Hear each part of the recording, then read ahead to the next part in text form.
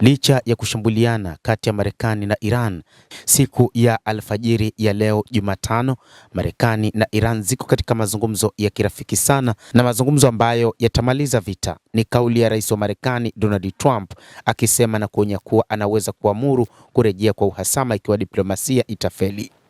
Iran wakati huo imekanusha kuwa na mazungumzo yoyote ya moja kwa moja na Marekani, lakini imethibitisha mashauriano na Oman ambayo mara nyingi imekuwa kama mpatanishi kati ya nchi hizo mbili. Rais Trump amesema akiwaambia waandishi wa habari kwamba nadhani kuna nafasi nzuri wakati huu kitu kinachoweza kutokea, na ikiwa kitafanyika hivyo sawa, ikiwa hakitafanyika tutarudi kufanya kile tulichokuwa tukifanya siku kadhaa zilizopita. Maneno hayo aliyozungumza pia siku ya Jumatatu wakati ambapo jeshi lake lilipositisha kufanya mashambulizi kwa siku ya pili. Akizungumza, rais wa Marekani Bwana Trump alibainisha, alisema huwezi kuwahonga, lazima uwashinde na tutawashinda.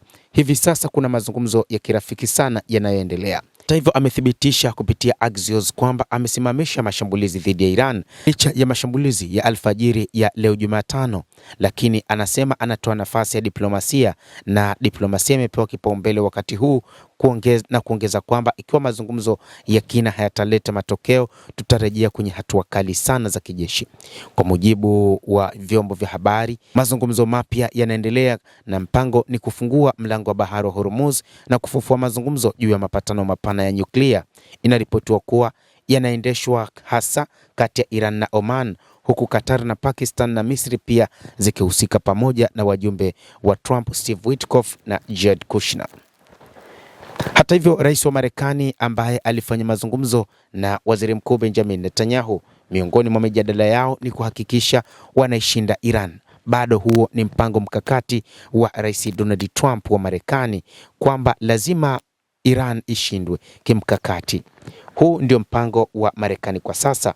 Iran haipaswi kuwa na silaha za nyuklia, aliongeza waziri mkuu Benjamin Netanyahu wakati akiwa ziarani nchini Marekani. Msemaji wa wizara ya mambo ya nje ya Iran Ismail Baghei mnamo wiki hii siku ya Jumatatu alipuuza maoni ya Trump akisema Tehran kwa sasa haina mazungumzo na Washington na kwamba ripoti iliyoomba mazungumzo ni uvumi tu.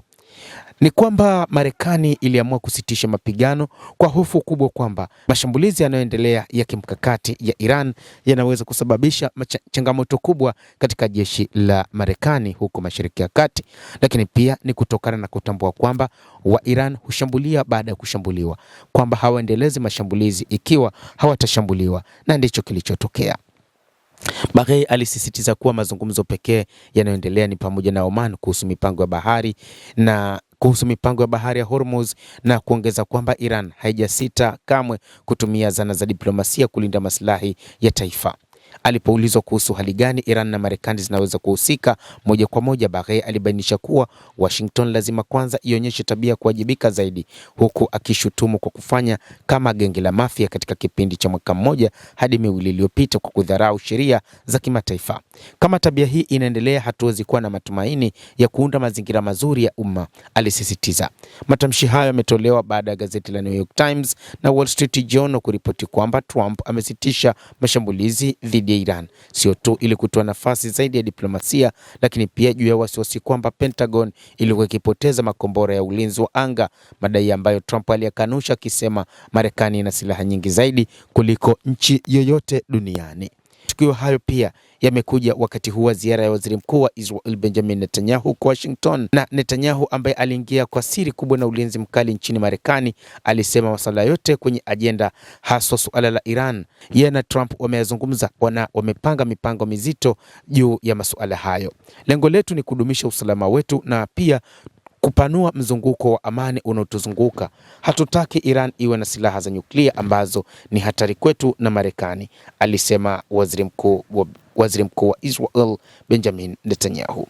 Endelea kutufuatilia, lakini nikusihi usisahau kulike, usisahau kucomment na kusubscribe channel yetu hii ikiwa bado hujafanya hivyo, ili upate habari hizi kwa mapana kupitia The World News. Naitwa Adam Hussein.